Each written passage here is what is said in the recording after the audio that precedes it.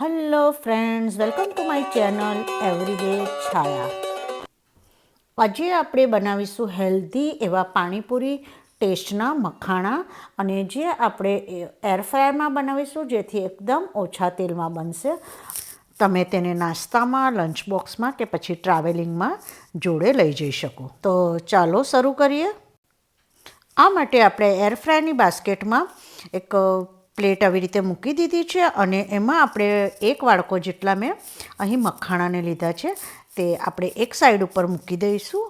અને હવે આપણે પાણીપુરી ટેસ્ટના બનાવવા છે, તો આપણે એની જોડે ધાણા અને ફુદીનાને મૂકી દઈશું. મેં ધાણાના બંચને પહેલેથી જ ધોઈને રાખ્યો હતો, અને ફુદીનાના પાનને પણ મેં ધોઈને થોડા એવા કોરા કરી લીધા છે.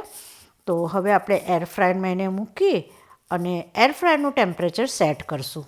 હવે આપણે એર ફ્રાયરનું ટેમ્પરેચર લગભગ 180 ડિગ્રી અને 3 મિનિટ માટે મેં અહીં સેટ કર્યું છે.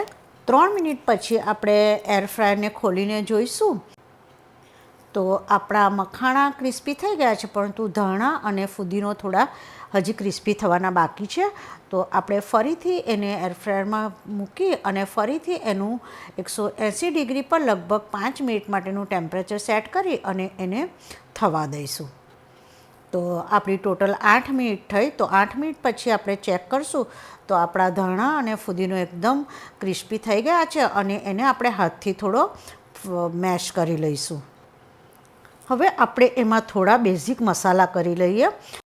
આપણે એમાં થોડી એવી હળદર, થોડું એવું લાલ મરચું, ટેસ્ટ પ્રમાણે એમાં આપણે થોડું મીઠું ઉમેરી લઈશું, અને આપણે એમાં પાણીપુરીનો મસાલો ઉમેરીશું. આપણે પાણીપુરીની ટેસ્ટ બનાવીએ છીએ, તો આપણે એમાં થોડો આમચૂર પાવડર ઉમેરીશું, અને થોડી એવી એમાં દળેલી ખાંડ ઉમેરી દઈશું, અને આપણે એના પર થોડું ઓઇલ સ્પ્રે કરી એને બરાબર મિક્સ કરી દઈશું. આપણે એને બરાબર મિક્સ કરી અને ફરીથી આપણે એને એર ફ્રાયરનું ટેમ્પરેચર સેટ કરી અને થોડીવાર માટે મસાલા મિક્સ થાય તે માટે મૂકી દઈશું. અહીં મેં ફરીથી એર ફ્રાયરનું ટેમ્પરેચર 180 ડિગ્રી અને 3 મિનિટ માટે સેટ કર્યું છે. 3 મિનિટ પછી આપણા મખાણા એકદમ રેડી થઈ ગયા છે. તો આપણે એને ફરીથી સહેજ હલાવી લઈશું અને ચેક કરશું તો આપણા મખાણા એકદમ ક્રિસ્પી એવા થઈ ગયા છે.